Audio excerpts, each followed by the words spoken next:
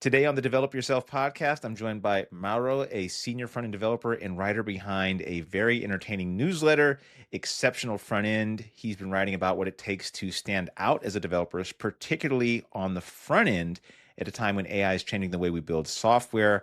And there's kind of this growing narrative that maybe you've heard that like somehow front end is easier or front end developers are more replaceable or less valuable or whatever than back end engineers. And I want to talk to you about that and also what it means to be like an irreplaceable software developer in 2026. Welcome to the show. Yeah, thank you. It's a pleasure to be here, to be invited. Yeah, It's cool. just like really briefly, because I always like to know a little bit about people's backgrounds, like what got you into software and what are you up to nowadays? So I studied originally like software engineering here in Argentina. So just so everybody knows, I'm from Argentina. The context of the software scape is pretty different here, especially like with the way things like the economy and things like that. Hmm. Got my first job in 2021, so right with the software boom Yep. during but yeah, like I stayed in that role for 5 years. I moved from junior to senior. So junior to mid-level in like less than a year. And then it Nice. took like 3 or 4 to get to senior. And now recently I moved more to like a full stack kind of role in a new company. Oh, okay. That's interesting. I feel like that's a bit of the trend of where front end developers are tending to Mhm. move towards. Curious to get your opinion on that later. But first of all, Yeah. like front end development, it feels different in 2026. I don't know. What is there anything fundamentally that you see that's different from when you started versus now, as far as front end development is concerned? It's changed a lot. I don't wanna say that front end development has, like, completely disappeared because I don't believe that narrative, but it has Yeah. definitely changed. So, I think in general, the general trend I think we've all been seeing is, front most developers are moving more to, like, a generalist role. So then Hmm. now it's not just doing front end, you have to do a little bit of back end, you have to, like, learn a little bit Yeah. about cloud. I do think that is more of a trend. There will always be at least some some demand for like, specialist front-end developers because Hmm. a really good front-end developer in the right project, in the right company is super valuable, especially if you need accessibility, if you need to make a website more performant. Hmm. Uh, like with those sort of skill sets, it's super important. It's super valuable. Being able to make a front end, architecture is if you have like a project with multiple teams, like that's super important. But the general trend I'm seeing in general is that it's not enough to just be front end stuff and just be Yeah. front end. Uh, because AI allows you to quickly pick up things, especially like in languages you might not Hmm. initially know. So, for example, I I knew React. I worked with React for like 4 or 5 years, and then in the new role, I now had to like work with Vue, and it's like okay, cool. I get to learn a little bit like a new front end thing. Yeah.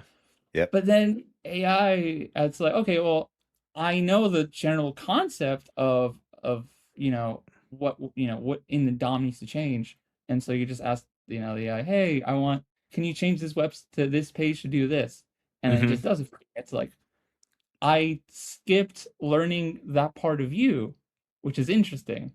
Yeah. So there has been like a weird transformation, and the same for the reverse. So back end now able to do a little bit more front end. Hmm. The general trend I see is I think most companies probably don't need that much specialist roles. It's more useful to do a little bit of everything, even if it's not the best.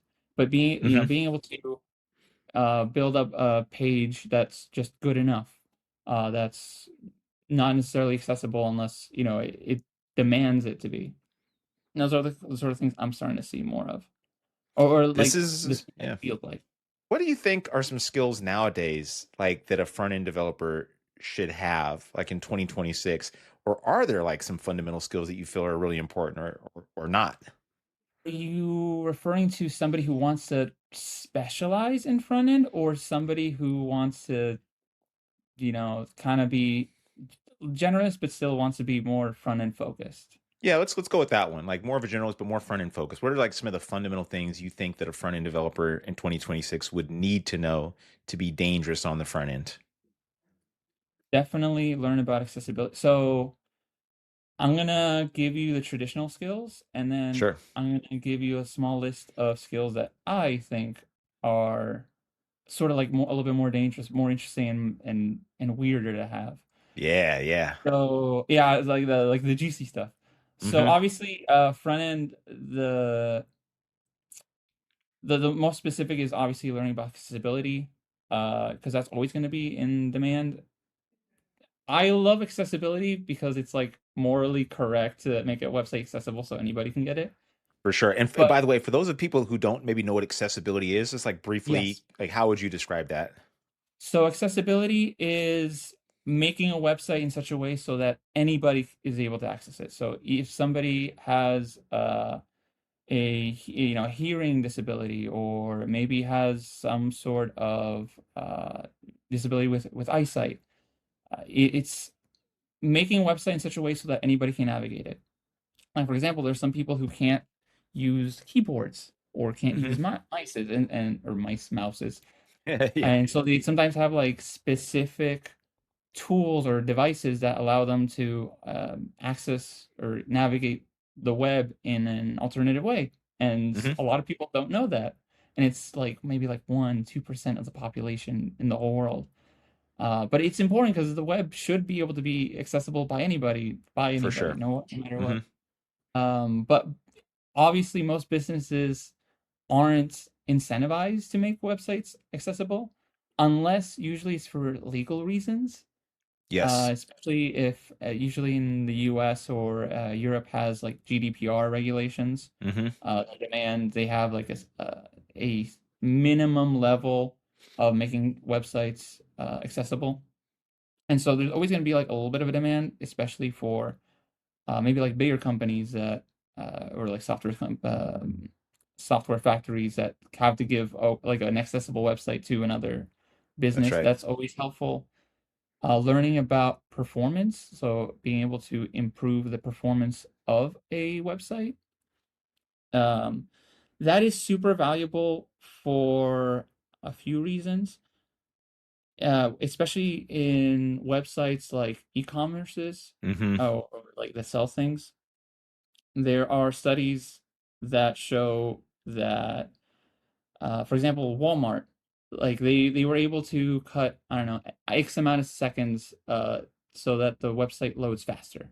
And for every second that the website loaded faster, they had a 2% more sales to the website. And Yes, I'm so that familiar with this is, stat. Yeah. yeah, exactly. It's someone that always Yep. shows up in Mm-hmm. the browser. Yeah. So things like that is like, oh, those are easy ways to tie your skills to money, or to like, the impact Yeah. of. Mm-hmm. And so I always recommend you focus more on that kind of stuff.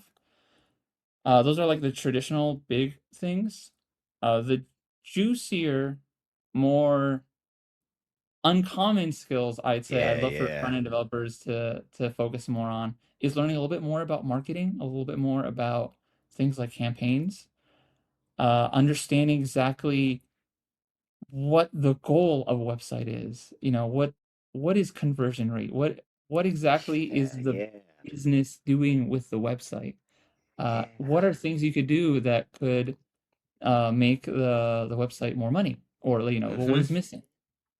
So an example of this is thinking about how users land on the website. Mm-hmm. So you can think of a general way that websites do this is they might have an ad on either social media or Google ad or whatever, and that ad might say something or promise something. It's like, oh, click here and you'll get blah, blah, blah.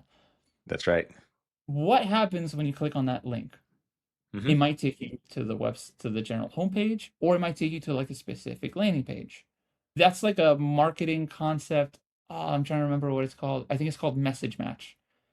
So if you're, developing a website or making a landing page, one question you can ask is, hey boss, like where are the users coming from on this website? And Yeah. you probably, your boss better know that because it's super important, because otherwise you end up creating pages that like don't do what you're getting paid them to do. Hmm. And so being a sort of developer who has the end goal in sight and understands exactly how websites make money helps a ton. The example of the ad is one. Um, Other aspects that are website related could be, so if in the case of an e-commerce, you might add things to a cart. Hmm. Okay, and then you check the, like, like whatever email service they're using. Do they have like abandoned cart emails? Like, so something Yeah. simple like that. It's like, do you guys send emails when when somebody adds to the cart and then doesn't buy? And it's like, the it's yes or no. And if it's no, it's like, Hmm. okay, well, that's easy money. Like, please do Right. that. For sure. And usually it's not even like your job, like, because you're the front end developer. You Yeah. usually Right. have nothing to do with it. But you end up being so much more valuable if you're just the person who brings that sort of stuff up, who kind of has like a vision or understands what the end goal is, and help the other people working with you to have that sort of mindset. And so you become Dude. way, way more valuable as not just the developer, but like also an engineer. Oh my God, man. That was, you just brought back so many memories. Going from, I worked in a marketing department, under the Hmm. marketing department in tech. And that was interesting because I learned a lot of this through one, owning my own business and doing email campaigns, and just learning this through trial by fire, and also working at a big marketing org at Clorox, where we did all this stuff. And I was completely new to this. Didn't understand it really. How'd you learn all this, by the way? So I, once upon a time, worked a tiny bit as a copywriter. And that is Oh, a copyright. Yeah, yeah. So for people who nice. don't know, because it's a weird word, it's Hmm. not copyright like copyright infringement. It's copywriter. So somebody who uh writes words that try to sell you things. Yep. So let's think product descriptions or the words that are like on a sales page. I worked a Hmm. tiny bit like that, and then I just focused more on the, studying and engineering, stuff like that. But I never got rid of uh just like, I really liked, I liked the idea of being able to create something and then being able to market it and then tell people about it in a non scummy way, you know? I love that. Yeah, that's And it's a really hard skill too. I mean, I've hired copywriters, and people probably hearing that. Well, you could just use AI. You could use AI for all sorts of stuff. You're not going to get great responses. That's why I generally have hired people to write copy, even on the Parsity.io webpage, because I don't understand that it is an art, and there's tons of books written on it. And if you find a good copywriter, that can really improve your sales. So that's super interesting. So that's why you have this kind of unique view, and I think that more developers, it would do them good to uh, gain this view, to gain a larger, bigger perspective exactly. over what they're doing, because that front end is like the portal to the customer. That's the customer's first interaction. And if you're thinking, okay, that's the customer's first interaction, then what other mechanisms and levers can I pull to try to make the company more money, or make it more enjoyable for them, or whatever metric you're trying to improve? It's real super good insight. Exactly. It's a very, it's what I'm trying to do with like my newsletter in that case, because I'm trying to do something weird. I'm trying to combine tech with marketing in a sense. But Yeah, when people hear marketing, they're like, they ew, hate it. Yeah, market. right. Because Sales, market. I hate that. it's Yeah. usually like very scummy, very gross. Yeah. But it's an important weird skill to have, and to be able to communicate the value of something in a way where it's like, oh, this is pretty cool, the thing you're trying to build. I want to learn more about it. And it becomes more important the more you grow as an engineer, because Hmm. you end up becoming more impact focused or outcome based. And a lot of the success from what you build, it like just doesn't depend on you most of the time because that's usually somebody else's job. Yeah. But if you like, as a developer, as an engineer, if you understand a little bit about the mechanisms or how exactly your thing you're building becomes part of the bigger system that generates money or make a business more valuable, it's like, oh, I could start pointing out the problems where only I can maybe see them because Hmm. I'm the person building this. And so if I see, hey, this sales page is missing the buy link, it's like, oh, that's super important, Yeah, right. Yeah, yeah. so like that, yeah, Which leads me to this lead magnet. Oh, I don't want to call it a lead magnet because it's like a book you've written. It's called yeah, Irreplaceable, right? yeah. It's called How to Become an Irreplaceable Front-End Developer in 2026 without board Yeah, code. yeah, yeah. Can you like just share like some big takeaways from that? I know it's going to be on your site, and I really suggest people go and get this because it's really, really valuable stuff.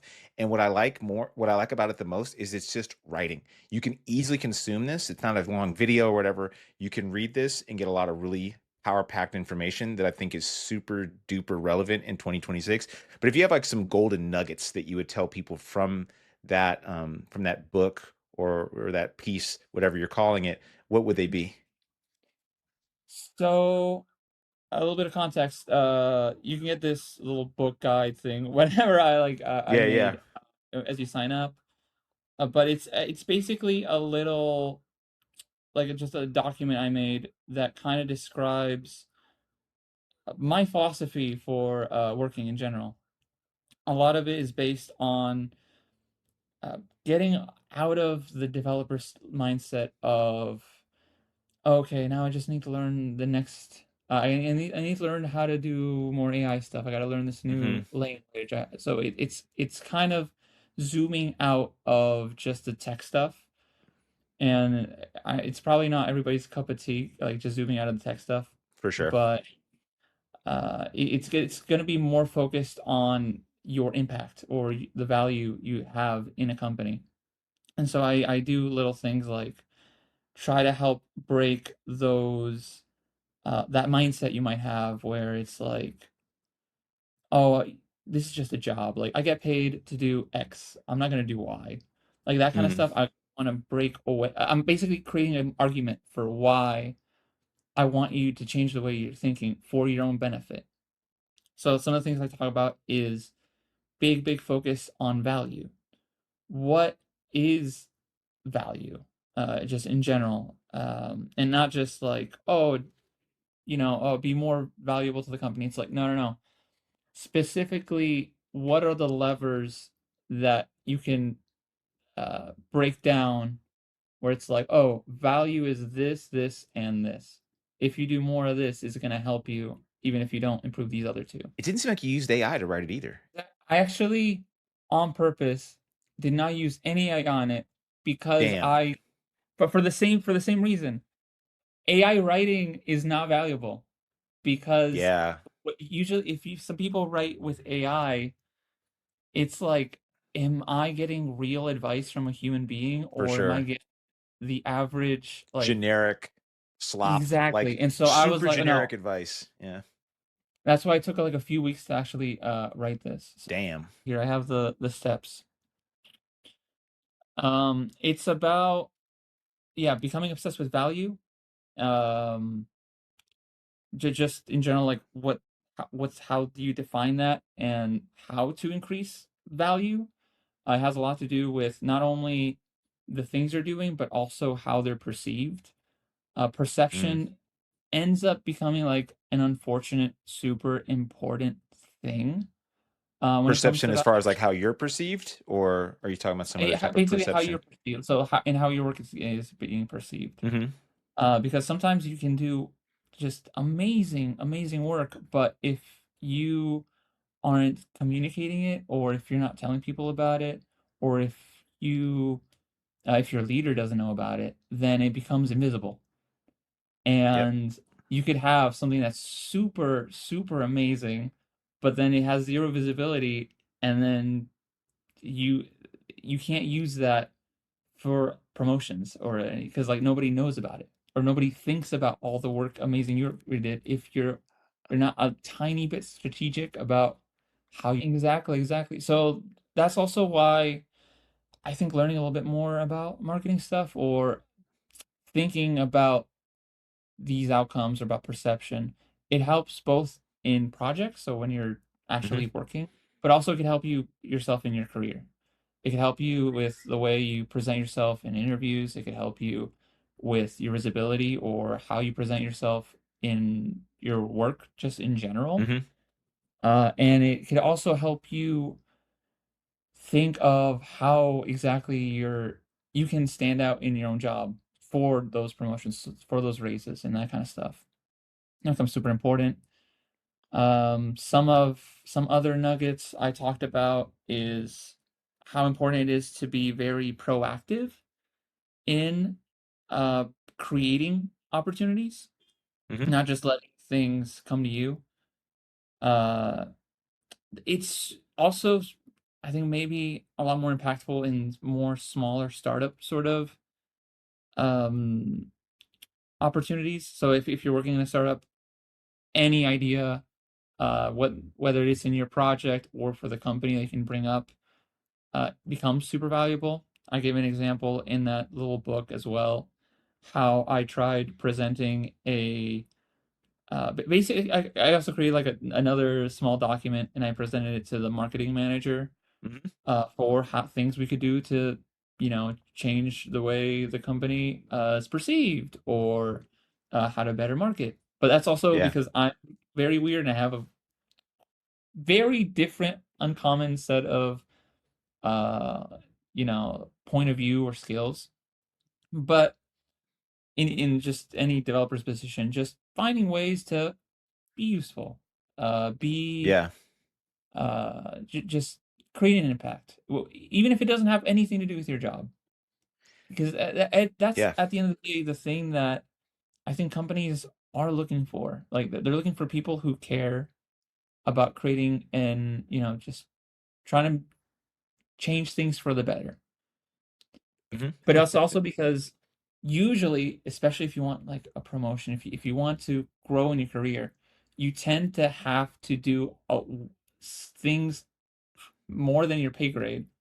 Hmm. But then those things that you do, if you communicate their value, if you communicate the things that you're doing, then you could use that as evidence, as leverage Yeah. for getting that promotion, getting that thing. Or if it's the sort of company that maybe sees all this amazing work and still just maybe might not appreciate it, you can still use that work as leverage to maybe find another place or another Oh yeah. opportunity that might also appreciate that work. And so it's always also in your benefit. It's not just because, oh, I need Yeah. to do Right. this so that I don't get Just to fired. It's like, survive or no. something. Yeah. Yeah, Exactly. yeah, no, it's Yeah. having this sort of position where you're empowering yourself. Like you're doing great work, but you're also Hmm. communicating it and using it to evidence to grow. And then you're just going ding, ding, ding, ding. Hmm. And that's all I basic. Yeah. That's everything that I'm trying to push forward with like this little book I made. this is really great insight. Because and this is perfect timing for it too. Because organizations are getting flatter. Middle management roles are getting squeezed. This is just like objectively true right now. We see this in larger organizations. We've always seen this at smaller organizations, startups, so they don't have like this hierarchy. And I think that a lot of people, especially developers, and this doesn't just apply to developers, it applies to a lot of people within any organization or with any function, say, this is my job, and that's it. I throw something over the fence, and now it's your job. And I feel like that is not the right, or not the right thing. Super important. I'm curious to get some more front endy hot takes from you before we head out because there are some Uh, hot takes from you. I got a couple that I was ready to ask you. I'm curious to get your opinion on these. I haven't asked you ahead of time, but when it okay. comes to front end frameworks, Next.js versus Vite versus TanStack. What is your framework of choice? I tend to use Next, Okay. just because I've never really had to use too many others. Okay. I think the general trend I've seen and from what I've talked with other people, I think slowly it won't be as important exactly what framework, what language you're going to work with. I'd The agree. important thing is that you know,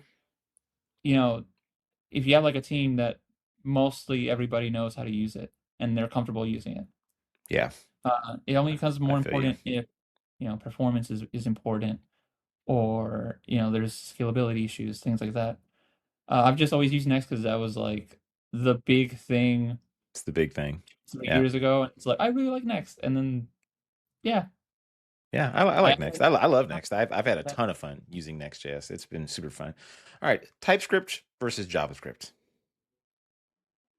I don't think it's a competition. Because TypeScript is like an add-on. I like typed languages. TypeScript at the end of the day still turns it all into JS. It just makes it better to work with. So if you can use TypeScript. It's good. It's good for you as a front end developer, also, especially if you want to slowly move into a full stack role, Hmm. because a lot of backend is usually just typed. It's just that Yeah. JavaScript didn't come typed in, when that guy made it in 10 days. He didn't have time. Yeah. It was out of scope. Yeah, it was way out of scope. And Yeah, then the a C lot sharp of- guy, the C sharp dude, he invented TypeScript, which is also interesting to me. that The is cool. I inventor didn't of know C that. sharp. Yeah, he like built it for like Microsoft devs, I guess, to be able to go from like Angular and C sharp to then like, well, we need them to write JavaScript, but how can we have a JavaScript that works for Angular devs? And then TypeScript was born. Interesting story. Anyway, yeah. What about what was the one? Oh yeah, Cursor or Claude. Whichever helps you get the results you need. I realize I never fully used Cursor. I've had a Okay. lot of success with Claude. It also Yep. depends on exactly on what you're working with. So, for example, with writing, AI isn't the best, but when it comes to code, it's like excellent. I'm using a lot of anti-gravity with like Gemini and stuff like that. Oh, And okay. then if I need something that really needs to work, or even sometimes when I run out of tokens, like I default to Claude because Yeah. the general consensus is it's the better one. But I've heard a I've lot gotten of good used to things it. about Cursor too. I've heard a lot of Yeah, good things about Cursor. I've gone back and forth. I was like really hard into Cursor at first, then I switched to Claude. Then now I'm just like used to it. I don't really have like a big opinion on that, honestly. I don't. I kind of feel like people that are like, oh, It's this gonna particular change. model or this. I'm like, I don't know. Like they all It's kind gonna of change. do the same things. Like you give it good instructions. It's so many ways you can write code. I don't know. I think people put way Yeah, too I much think on that sometimes. more than the tool, it's more important to learn how to use them, because there is a Yeah, general philosophy of like the best ways to get the most out of AI. And then, usually you can switch out whichever one you need. So, yeah. yeah, I've never had like a big change. Like, oh my God, I'm using Cursor now. Things are so much yeah, different it's than like, using oh, the Claude. I'm like, newest oh. Opus. I can't believe This it. model I'm gonna changes be everything. 3% more productive. I'm gonna get paid so much more now. It's like, no, it doesn't happen. I'm so sick of those videos where they get some model and some guys like this changes everything. I'm like, okay, like Yeah, I'm sure. using all the models at work and there's not changing anything. And what are some hot takes that are yours? Like, do you have any hot takes on front end or full stack or software? Just general hot takes that you want to share? Uh, I've never fully I my biggest hot takes were from that book I made. Like I put most of what Yeah. I thought were like a little spicy or a little Mm-hmm. contrary in Mm-hmm. there. Yeah, yeah, for sure. If I could give advice, learning how to write is also super Oh important. yeah. Huge. Not even like publishing your writing, but just writing your thoughts can help you organize them, and you learn how to think by writing. It's been really amazing talking to you, man. And I have links in the show notes. This is somebody you should absolutely follow. Also have the link to that book that people should pick up, How to Be an Irreplaceable developer in 2026. And any other places that people should look for you or find you online? So I have a Substack with just this with the same name, Exceptional Frontend. You can also And get there that'll be in the links as well. you also get there through writing exceptionalfrontend.com, and then it'll redirect you to the Substack. One day Oh, I'll have a smart. website. I really should, as a front-end developer, have a website, but I don't. But for now, Oh, it's you just got the a Substack. domain exceptionalfrontend.com? Yeah. Yeah. Dang, that's smart. That's crazy you have that. Yeah, go to Yeah. exceptionalfrontend.com. That's a memorable name. Very good. Well, Happy thanks, about it. man. Really appreciate having you on the show today. Yeah, definitely encourage you to follow him and check out his information. Thank you so much for being on the show today, and can't wait to have you back again. Oh, thank you. It's been a pleasure. Thank you.